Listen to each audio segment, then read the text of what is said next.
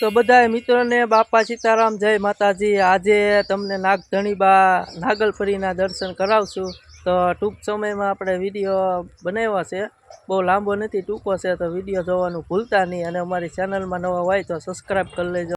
મિત્રો આપણે પહોંચી ગયા છીએ નાગધણીબા નાગલપરી ખોડિયાર।